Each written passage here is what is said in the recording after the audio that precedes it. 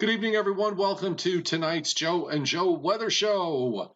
On this Monday, the 20th of September, 2021, the Joe and Joe Weather Show brought to you by Wholesale Holiday Lighting by Giannini, your complete holiday lighting specialist, meeting all your decorating needs. And if you are a contractor, well, where is it? Whoa, that's not supposed to happen. This is really weird. Okay, so we've got Wholesale Holiday Lighting by Giannini, your complete holiday lighting specialist, meeting all your decorating needs at 162 Ocean Avenue in Lindenhurst, New York. And the telephone number there is 631-957-5106. They're getting ready for Halloween and for Christmas. So if you are interested in having your home decorated, or maybe you want to do this as a business, give them a call or go to the website, liholidaylighting.com. And this is what I was looking for. If you are a contractor, this is your business, or you want this to be part of your business, they are having a holiday lighting open house free event on Tuesday, October the 5th, between 9 a.m. and 6 p.m. And you can RSVP either by calling them at that phone number, 631-957-5106, or go to the website, which is liholidaylighting.com. And also brought to you by Omni True Value Hardware at 1226 North Wellwood Avenue in West Babylon, New York, 631-756-1125. They've got the best prices in town when it comes to everything, including salt, which is going to be in short supply this year. So give Omni a call or go to their website, which is omnitruevalue.com. I have no idea where Joe Rayo is. So this is kind of odd, because he's usually, even on days where he's a minute or two late, he's usually no more than a minute or two late. So, all right. Well, if he comes in, I'll know, and I will let him in. So in the meantime, I will carry this by myself. So I hope everybody had a great weekend. The weather here where I am has been actually fairly miserable most of the time over the last few days. I mean, the upside is that temperatures barely make it to 70 degrees. In the afternoon, we've had on and off rain, nothing especially heavy, but if you want to plan to do something outdoors, guess what? You got a problem, because stuff just seems to pop up. There was some patchy rain. A lot of this is leftover stuff from Nicholas, which is still around in parts of the Deep South and into the Ohio Valley. In the meantime, another lovely day in the Northeast down into the Mid-Atlantic states, the northern Mid-Atlantic states at least, but we're watching that moisture out to the west, and watching a cold front that's going to be approaching for the middle and latter part of this week. We have two tropical storms out there, Peter and Rose. The only thing about Peter is the fact that it's indirectly impacting the speed at which the next cold front will be coming through later this week. If it holds together, it'll actually slow it down somewhat. And we mentioned that yesterday. Rose is way out in the tropical Atlantic. It's already moving north-northwest. It's likely not to survive much more than the next day or two or three, and then we'll start to see that disappear. We also have a new tropical wave that's moving off the African coast. It's actually quite impressive. And while conditions are not favorable at all for Rose, but when it gets up to about 20 degrees north, go 600 miles to the south, and conditions there are going to be favorable. And I think this tropical wave that's coming off is going to become a tropical depression or a tropical storm later on this week. And some of the models are hinting that it gets stronger than that, maybe even gets to hurricane status at some point. We shall see. Meanwhile, let me let him in. He is knocking at the door. Here he comes. Hi there. Are you there? Yes. Yes. Had to reboot the computer. We had technical difficulties. Right. We are experiencing technical difficulties. Please stand by.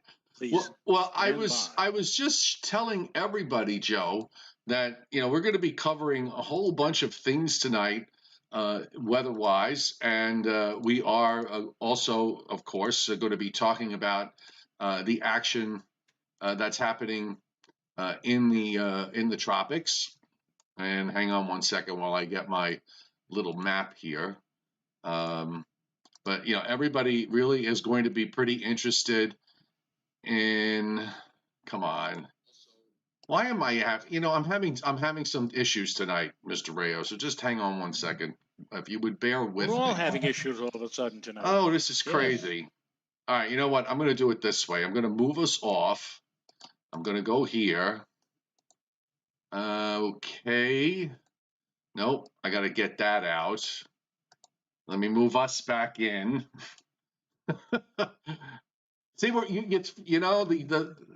I had it all planned out how to work this open tonight, and now I'm all semi-disheveled. Now, let's see. God, why am I not able to see what I want to see? Oh, finally. Good Lord. So I mentioned to everyone, folks, if you look at your screen, that we're going to be talking about Tropical Storms Peter and Tropical Storm Rose. And I would bet that both of these storms will probably not survive. What do you think, Joe? Oh my goodness. Oh, no, I don't think. No, I don't think that Peter or Rose will survive either. I think that we'll find out very quickly that Rose actually was caught gambling on whether or not Odette was going to survive, and lost out and was discovered by the National Hurricane Center and has now been banished for life. Well, if the next when the next tropical wave develops later this week, Sam the Butcher will come to the rescue.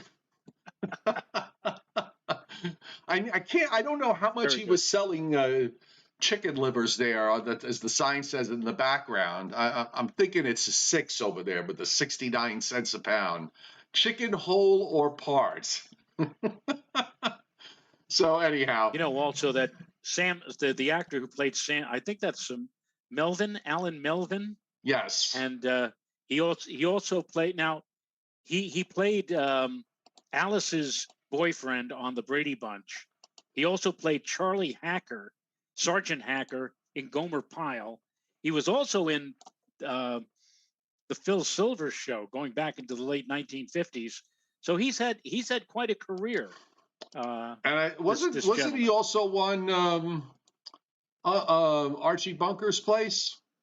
Barney Hefner. Barney Hefner, Archie's next door neighbor. Right, yeah. Right. So there you go. So I don't know. I just I saw that. Somebody sent that to me yesterday, and I got a good chuckle out of that with the Pete Rose thing. And then I was sitting here thinking, the next name is Sam, so who else but Sam the Butcher? All right. That's right. I trust your day was okay. Otherwise, weather was a lot better up your way than it was down mine. Well, Joe, basically, I had problems falling asleep last night. I don't know why. Oh, I did too. Didn't really fall asleep until. So did I. We're like, I didn't fall asleep until a little before 4 a.m. Oh, I wasn't that bad. No, I actually was exhausted last night. I went to bed at 9, and then there was a beeping sound on my. No, that was the night before. Was the beeping sound? Anyway, I even got a glass of wine before I went to bed. I woke up at 11:30, wide awake. Wide awake. It's the world's worst feeling. I tossed and turned. I watched a little television, and I finally went back about 12:30, 1 o'clock, and then I fell asleep. And I slept all the way till 6 a.m. this morning. Well, I didn't get to bed, or I didn't fall asleep completely until before 4 a.m. And then at 7:50 this morning, the phone rings, and it's this gentleman who we have who does our trees. We have him come over like every year or two to either cut down a dead tree that might be on our property. Today he calls at 7:50. We've been trying to get him over here for weeks and weeks and weeks. And then finally he says, I'm all set to go. I'm all set and ready to come. And Renata said, okay, give us a chance. We'll be up at 8:30. And like 5 minutes later, we hear the guy on our driveway, and he's got his men all set to go. And he got. I hope we didn't make a mistake. On the side of my house, we had a thick cloak, if you will, of sumac and kudzu. And Yeah. beyond where the kudzu and the sumac were is a hill, a very inclined hill of dirt.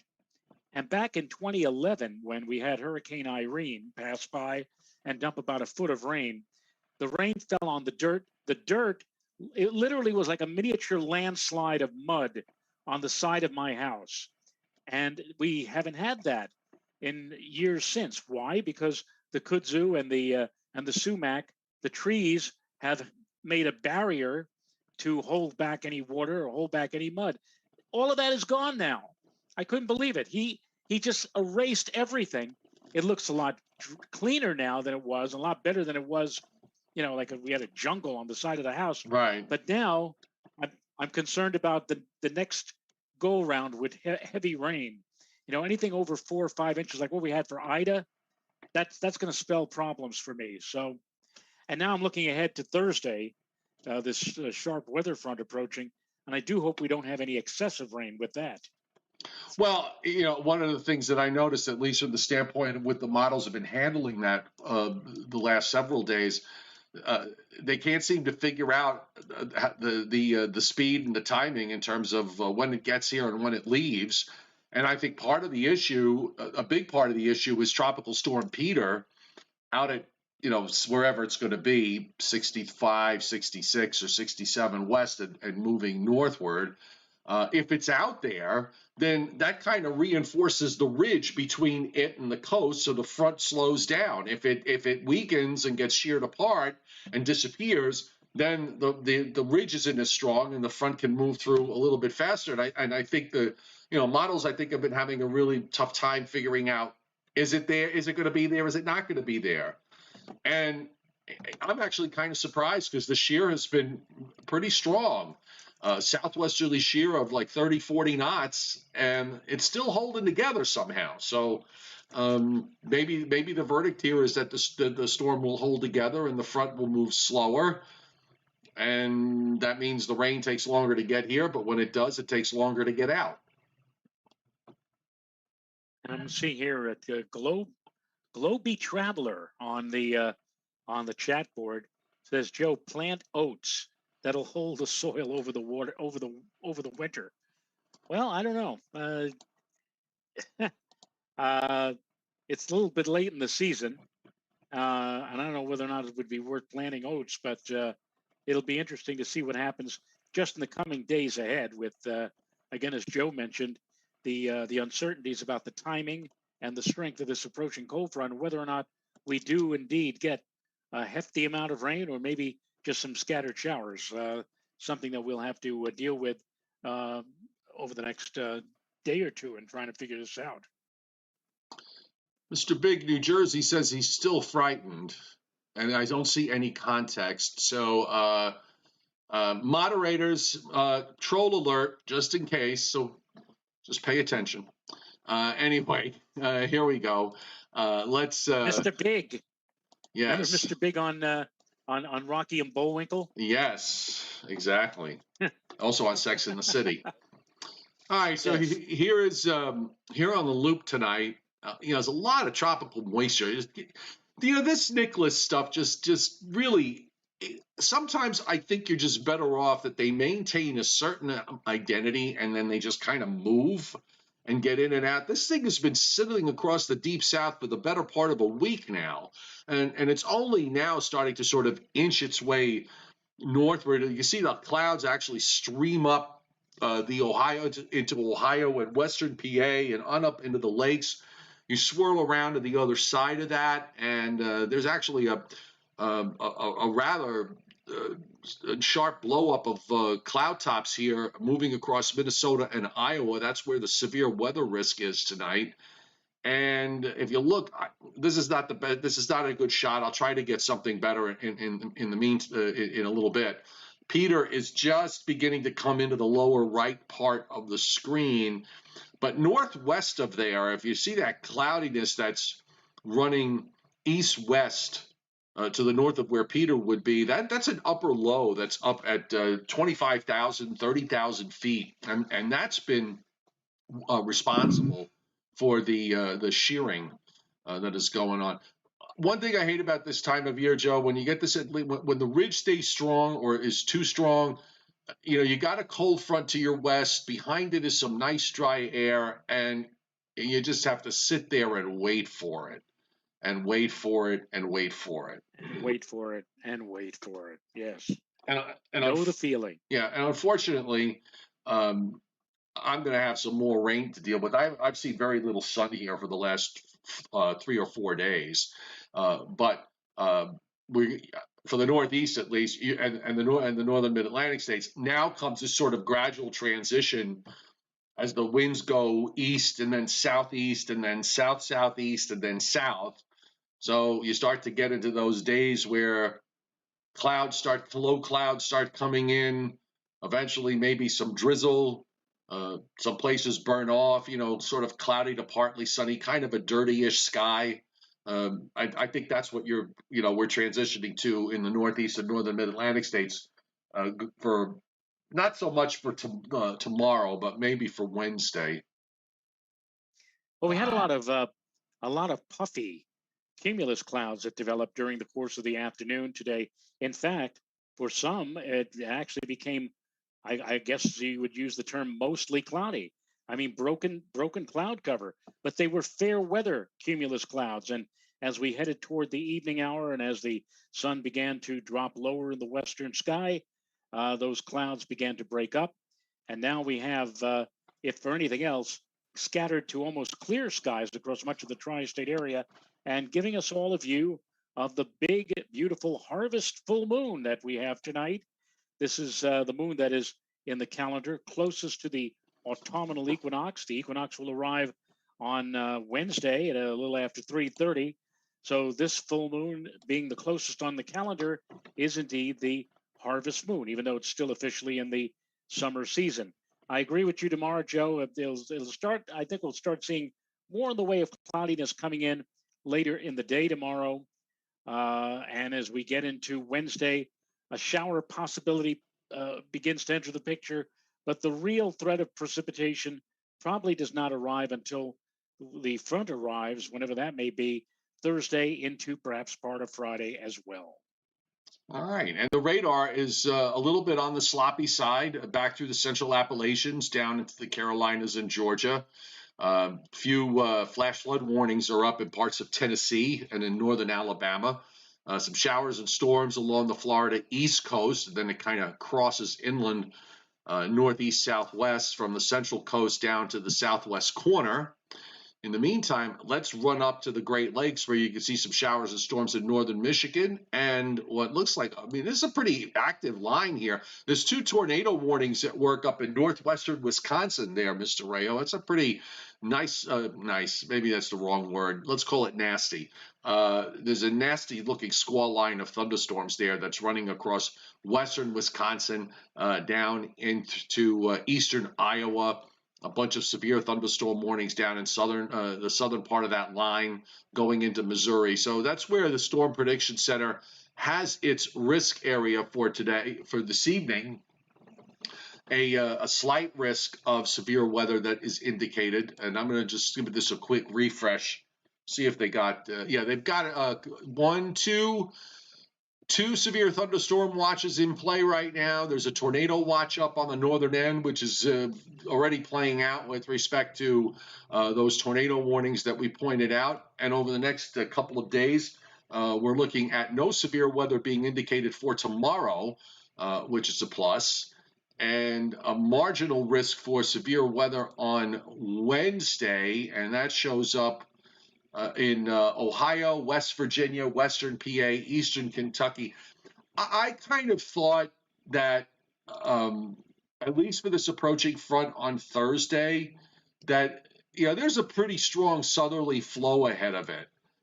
So I'm thinking that while there might be a thunderstorm or two embedded in that mix, I think the emphasis is probably going to be more on rain rather than on severe weather in my view for Thursday. I'm not. Well, we get southeast winds.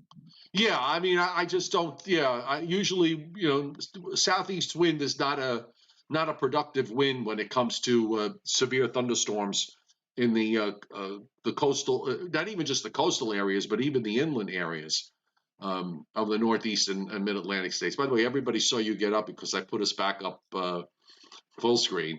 Did you go to get something? I had to get my V8. V8. You had to get your V8. Oh, how lovely! Yeah. Very nice. All right, so let's get back to let's go back to the maps.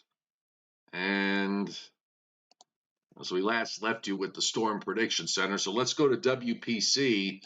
They were really bullish with rainfall, and now they kind of pulled it back a little bit. But still, every bit of 3/4 of an inch to an inch and a half in some areas in parts of western New England, down to your house, Joe, and over in Connecticut. And that inch to an inch and a half runs down into South Carolina, the western part of North Carolina, western Virginia, in through a good chunk of Pennsylvania. They're indicating 3 or more inches of rain, and also from eastern Indiana, northwestern half of Ohio, north and east to right along and west of the St. Lawrence River on the Canada side. We're seeing some hefty amounts of rainfall being indicated over the next 7 days. And meanwhile, across the plains and the northwest, very little in the way of precip, but in the southwest, and particularly in California and in Nevada, over the next week, anywhere from 1/4 of an inch to some places as much as 1 inch to 1 inch and a quarter. So oddly enough, a little bit of rain in the southwestern quarter of the U.S., where oftentimes we can go through long stretches where they don't see a flake or an ice pellet or a raindrop. And they could use it too. Yes, they could use that kind of. I mean, it's been a deadly hot and dry summer, and well, is it too little, too late? Well, anything at this point would help certainly, and they've got that out across again, as you pointed out, Joe. Most of California, Nevada, and also Arizona, especially the western half of Arizona. These are not. I think the season is over now. These are not monsoonal type rains or showers for Arizona or adjacent New Mexico or Nevada. This is more synoptically inclined. Right. All right, taking a look at the upper air here, and of course you can see the ridge in the eastern part of the United States, and you've got this rather impressive shortwave trough that's moving through the eastern Dakotas, and that's why we're seeing all the severe weather where we're seeing it tonight in Missouri and Iowa and up in northwestern Wisconsin. Well, that trough is going to be pushing slowly eastward. You see it here as it makes its approach on Wednesday. It looks like it's going to pivot and cut off and lift up where the upper low, Joe, goes from southern Indiana to over to Lake Huron. So here we are Thursday morning, and we still have a southerly flow here.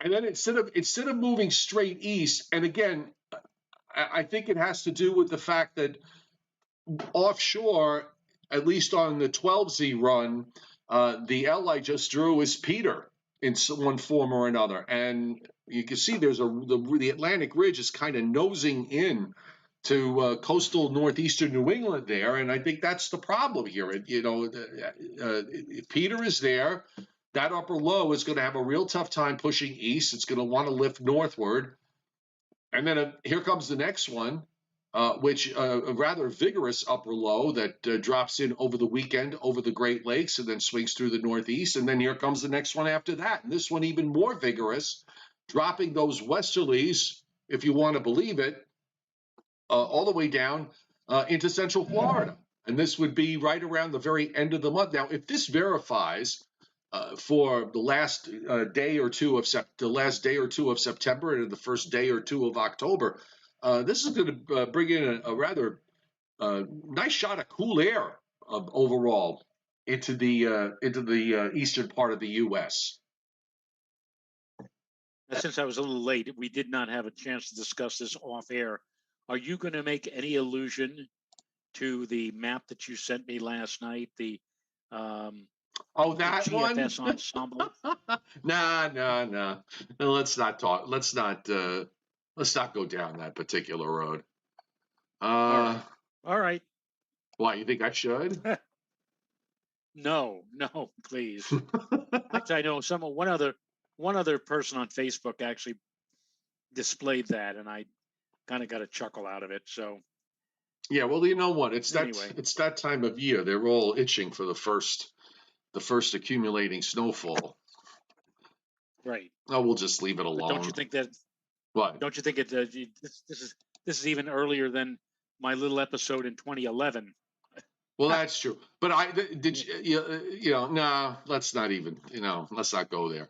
So anyway, these troughs are kind of hanging in the east. Now, I want to make a general statement here. I want to go to the European, and I was looking at the teleconnections, and where the NAO is going to go pretty strongly negative at the starting next week, and then carrying us into the first days of October. And the European today and the GFS last night really sent a very strong signal. You look at this on the 240 hour. On the 200, by the time we get to the 240 hour, you have this big blocking high that strengthens over Greenland. That's a pretty powerful looking blocking high, and of course, with that there, it drives a deep trough into the east. And I would just point out that this blocking, and I wrote about this for my subscription folks on my weather platform on Patreon. And the link is, by the way, if you're interested, it's attached to the chat. I wrote about the evolution of this blocking pattern, and in particular with regards to the tropical wave that is emerging off the African coast and will eventually become, I think, is going to probably become at least a tropical storm by the end of the week, and maybe even a hurricane after that. But I always get nervous when I see blocking this time of year that sets a trough up in the eastern part of the United States. Seen a number of models signal this. And of course, on this particular run, this is where the European sees Sam as a hurricane in about 9 days' time.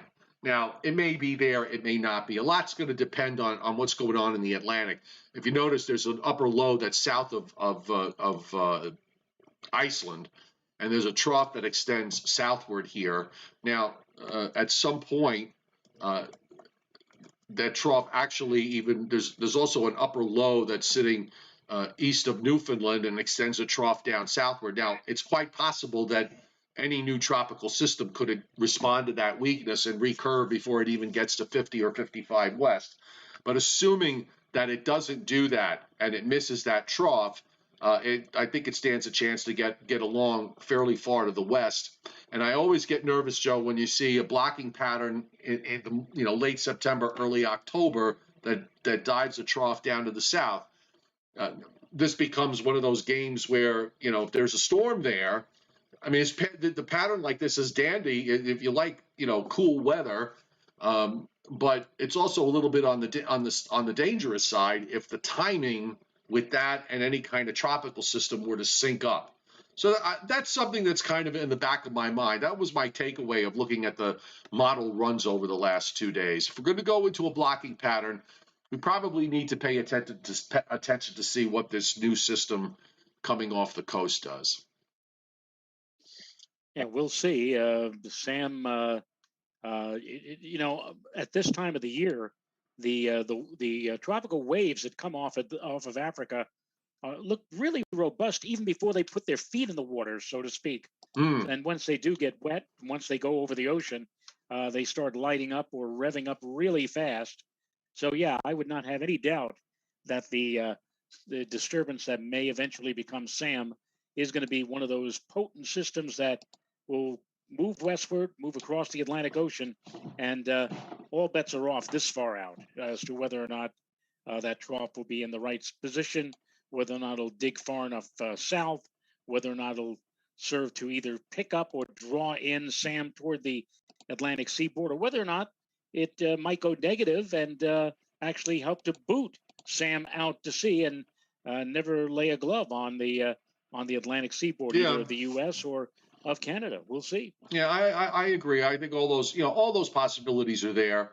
I just, and I wouldn't even give it. I wouldn't give it a second of thought if the upper pattern was anything other than a blocking pattern. When you start to see those blocking patterns show up, they can oftentimes create some problems, and I just want to sort of keep my eyes on this. So in the meantime, the issue with the next cold front, and you can see for tomorrow on the GFS, is showery rains in the Carolinas into Western Virginia, in the land of Johnny Quest. The cold front is running from eastern Michigan down to just about to St. Louis, and it's crawling eastward. So now you start to see the atmosphere. You see the isobars in New England and down through the Carolinas are suggesting a southeast wind and eventually a south wind. And then here comes this, this narrow band of showers. You start to see them arrive Wednesday evening. And on this run the front kind of just hangs a little bit right near the coast. But for the most part, it's all done by Thursday night. And then we segue over into what looks like improving weather conditions on Friday, a decent Saturday, and a fairly decent Sunday, and even into early next week. A couple of weak fronts go by in the northern part of the flow, so there's nothing big here on the horizon. No, and in fact, the 6 to 10 day and 8 to 14 day outlook from the Climate Prediction Center calling for near or below normal precipitation and above normal temperatures. So, dare I say, a mild and relatively dry weather pattern shaping up as we move on into the end of the weekend and on through much, if not all, of next week. And that's the kind of weather that a lot of the leaf peepers like to look at. I was never really into forecasting such things as the fall foliage colors, but I would assume, Joe, that with all the rain that we've seen here in the Northeast, and now the possibility of some drier air, a protracted spell of dry weather moving in, that may actually bode well for fall colorations, especially across central and northern New England, which will get it first. And that probably would be by what, the early to middle part of October. So if you're into that, if you're into looking at the fall foliage colorations, this may be your year. This may be a good year, again, with all of the wetness that we had up until fairly recently. And now, again, that spell of drier weather, dry conditions, that's expected to last for more than just a few days across much of our part of the country.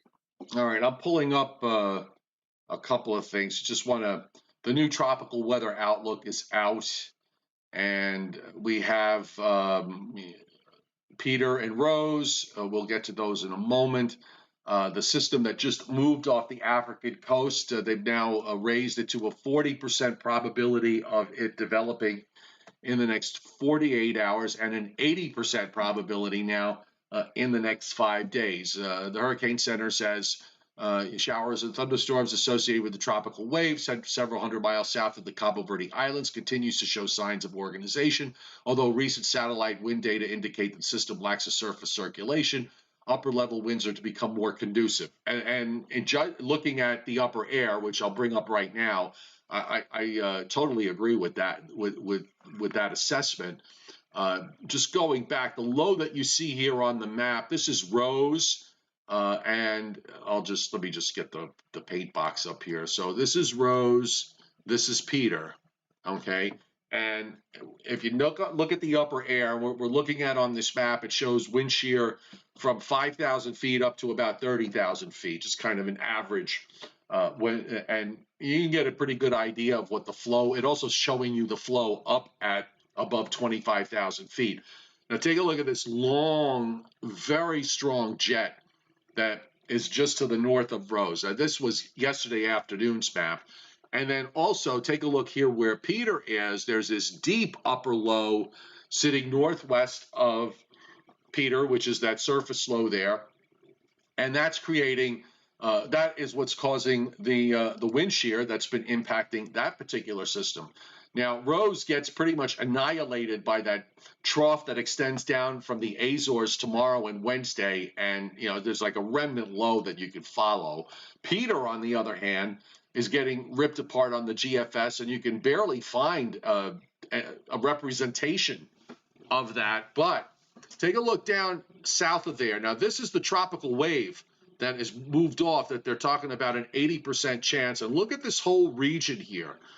From the islands all the way back to the African coast. We're looking at a region of very, very low wind shear, and it's a good 600 miles to the north to get into the stronger winds that are occurring up north of 25 north. So it's in a very, very strong, a very, very positive environment that's conducive for strengthening, and that holds on pretty much on its trip across the Atlantic. Now, again, is there a trough somewhere in the middle of the Atlantic here that eventually, one of these things you got to look at too is that if it on the 18Z run, it actually strengthens it more than it did on the prior run. So as you get a stronger system, it tends to move more poleward, and this would argue that if there's some troughing out in the middle part of the Atlantic, on this particular run, the GFS kind of recurved it before it even got to 50 degrees west.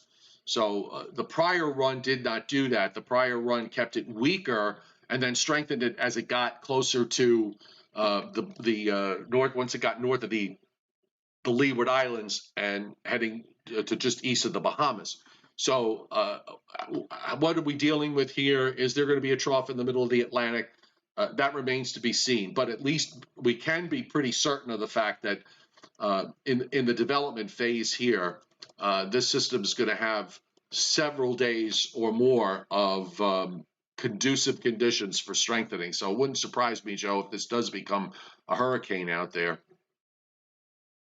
Yeah, and the projections are indicating that this system will eventually take a run at maybe the Leeward Islands, maybe near or north of Puerto Rico and Haiti, and then the question is, where would it go from there? And then we have to start dealing with considerations regarding where the positioning of that trough will be along the eastern seaboard. But that again is days and days and days down long the road, way. like 9 and 10 days down the road. Insufficient data for a meaningful answer at this moment in time, right, Dr. Asimov. So Peter is at as of 5 p.m. We're only getting advisories every 6 hours. 20 north, 61.8 west. Looks like it's about a good 150 or more miles northeast of the northernmost Leeward Islands. Top winds are 50, moving west-northwest at 14. Now they have it turning before it gets to 70, and then going northeast, and they do weaken it to a depression, and then they have it strengthening back to a tropical storm on Saturday as it approaches Bermuda. We'll see about that. And as far as Rose is concerned, very, very slow moving north-northwest, 18.4 and 34.4. Top winds are 40 miles an hour, moving northwest at 16. And again, once it gets north of 25 degrees north, it's going to run into that very powerful shear zone with strong westerly winds there. And I want to just take a look. Might as well see. Rose's climatological clock is ticking, so to speak. Yes, exactly. And in fact, I'd even said the Hurricane Center even says Rose running out of time to strengthen. Yes. So there you go. They've been so hung up on disheveled Peter, they forgot about dear Rose. Exactly.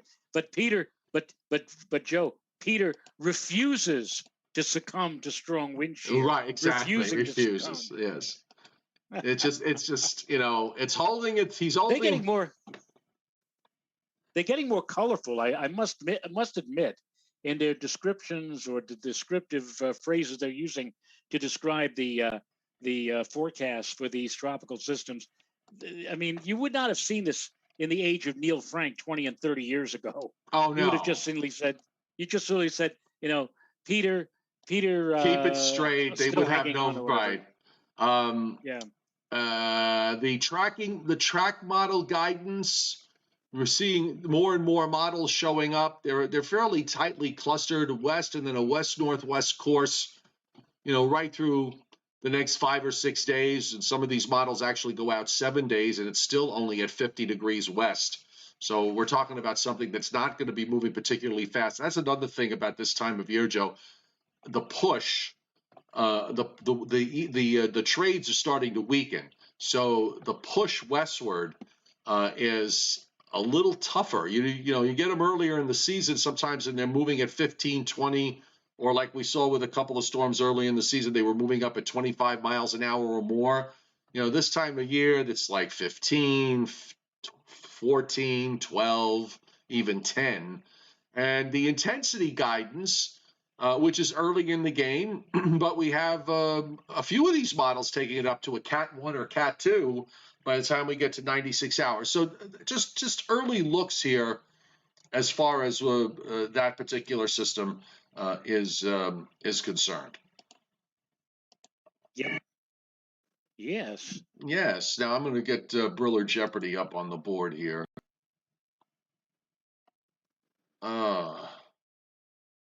Hang on one second. Let's see. Meanwhile, on the chat board, I forgot. I think it was Chuck Cardillo who said that on Friday he saw a fireball meteor and actually heard a noise shortly after he saw it, which may indicate that perhaps the meteor was a bit on the large size and may even have actually have come down somewhere nearby if he was able to actually hear a sound or rumble, if you will. But they're very exciting to see. Every once in a while, we have one of these larger erratic particles from space, and they don't have to be very large. I mean, you could have one, let's say, a few 100 pounds, maybe the size of a football, that comes rolling on through the atmosphere and lights up the sky as bright as a full moon. I don't know how bright the fireball was that Chuck described, but I mean they're very exciting to see, and they're even more exciting if you happen to hear a noise in the aftermath. Of course, don't forget that back in Siberia, February, I think, of 2015, there was an object that was so large that the noise it made after it streaked across the sky actually broke a lot of windows, and that's not very good to have your windows suddenly break in the middle or depth of winter in Siberia. You ought to get it fixed really fast before night comes on, because it can get awfully cold in Siberia in February. Doesn't it? No big deal. A little I won't say it's not a brisk. big deal, but A little it's not. brisk. It's not a terror. It's not as tragic if it happens in July or August. But if your window breaks in January or February, if you don't get it fixed mucho quico, you're going to have a problem by later that night. Yeah, I would think, or even during the day. Okay, so the chairman, Scott Briller, submitted his Briller Jeopardy for tonight. I'm thinking he's doing his COVID run, so stay safe, Mr. Scott. And here we go. So you ready? I am all set. What is the category tonight? Well, we're back to some weather. This is a weather category, and no Three Stooges. No. So the first event. Now, you might be able to figure some of this out. It's a little hard. So the last time this weather event occurred was on May 20th, 2013. Well, we had a derecho. Well, May 20th, 2013. Yeah. By the way, we're not talking about locally. This could be anywhere in the U.S. So the last time this weather event occurred was on May 20th, 2013. All right. Well, then so this couldn't have happened locally. No.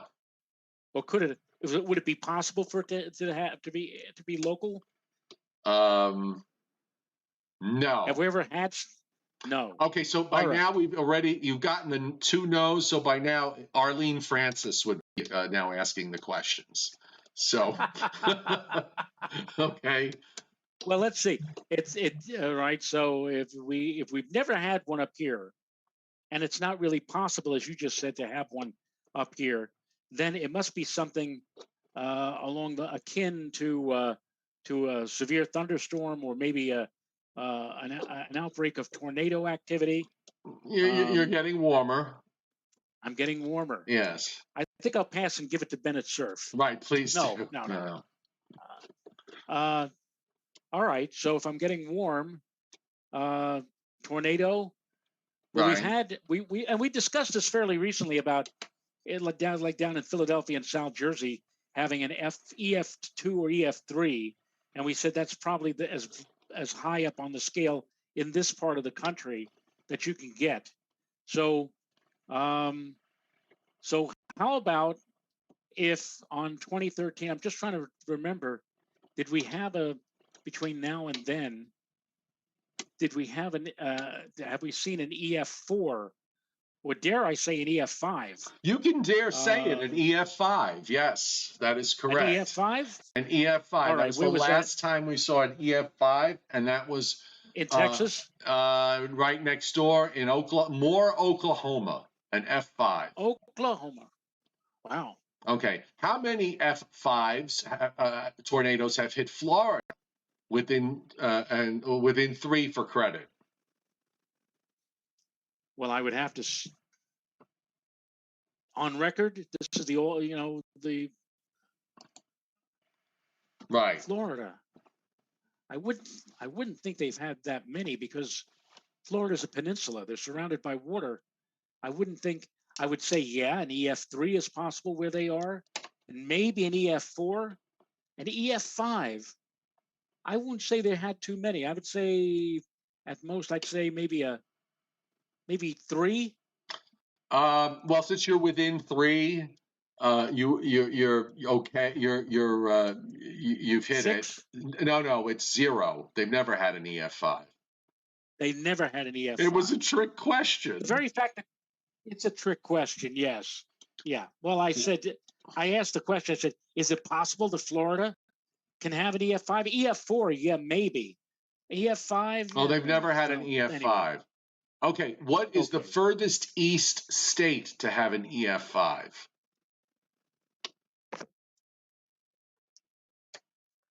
I would. How about Arkansas? No, I'm surprised you didn't get this, Joe. Xenia, Ohio. Zanesville? No, remember Xenia. remember Xenia, Xenia. That's right. In 1974. Right. Xenia, Ohio. I didn't realize that was an EF5 though, but it did wipe Xenia off the map. But if you're a tiny little town, you don't need an EF5 to get wiped off. Right. No, but right. I believe that was an F5, but I may be wrong. All right. Back to local weather for you. What is the record for most consecutive days with measurable precipitation at Les Parcs des Centrales? Within 3. I think that extends from July 31st to August like 11th or 12th. I'll say 12, plus or minus 1. And 12 would be exactly correct. And can you, since you were so quick in getting that, can you get the year? That was fairly recently, I think. It was in 2013 or 2014. Within the last 10 or 12 years. Actually, it was 2003. 2003. Okay. What is the Central Park record for most consecutive days without precipitation within 5? Oh, that's tougher. It's a lot easier to get days that are wet than a string of days that are dry. We didn't have storms back in the in the day, but we had long stretches where it was sunny every day and you didn't see anything. And I'll say 10. Actually, it's a pretty long stretch, 36 days, October into November 1924, 36 consecutive days without a drop. With no precipitation? With Right. no precipitation? That's what it says. Wow. Wow. And here's the bonus question. Well, whoa. The bonus question is from 1950 to 2021, so that's 71 years, how many EF5 tornadoes has the United States had? And you can guess within 10. Well, 1, 2, I'll say 6. From 1950 to 2021 in the United States? Well, we just mentioned how unusual the phenomena is to begin with. Right. Well, they're actually how many? I mean, we have to. That's 71 years. Yeah. I'm not going to say that we've had 71 EF5s. No. 35, 30, and half of that, 35. No, that still seems too many. And you're saying that 6 is so what's between 6 and 35? How about 20? Actually, there have been 58. 58? That's what he says. 58. And by the way, John Charles on the chat board says that an F5 tornado was in Niles, Ohio, in 1985. Wow. Yeah, I mean, maybe they're not as they're not so as unusual as we said or we thought. Right. Well, it's pretty amazing. But then again, we haven't had one, as you just pointed out, for a good number of years anyway. That wouldn't seem to fit the 50 some odd, for the last 70 some odd years average. Exactly. Wow, that's something. Yep. Okay, so I'm talked out. I got to catch up on my sleep from last night because I really did not sleep well. Well, we both have sleep to catch up on. I didn't really fall fully asleep until just before 4 in the morning, but so hopefully I'll have a nice. I always think, I think it's the worst feeling in the world is when you're dead tired and you go to sleep and you can't fall asleep. I think that is, that's worthy enough to make you want to cry when you feel like that. On the internet, there's a Bob Ross channel. Bob Ross is the guy who does those paintings in 30 minutes with the happy little trees voice. His voice could literally puts me down within 5 or 10 minutes. And when I discovered this I have one of those smart TVs, I said, this is wonderful. The problem is that after about 15 minutes, they break in. This is a PBS show, but they need to sponsor it. So after 15 minutes, they break in with 2 minutes of commercials. So if I fall asleep to Bob Ross, I'll immediately get woken up again by, a loud commercial like, hey, how are you? I've got what? Whoa, wait. and then I need Bob Ross to come back to put me back to sleep again. So, but if you've always had if any had trouble falling asleep, go to YouTube and watch Bob Ross, and he'll put you to sleep really fast. And he knew it too. He said he used to get letters from people. They never painted with him. They never were interested in his paintings. They just wanted his voice to lull them to sleep. Yeah. So, well, whatever that's works. my suggestion tonight. Yes. All right. Let's call it a night. Back tomorrow at the usual shopping time, 7:30 Eastern. Indeed. We'll be here. All right. Thanks, everybody, for being here tonight. Everybody on the chat board. We got 50 likes, which was nice. And we'll see you tomorrow. Night, everybody. Night.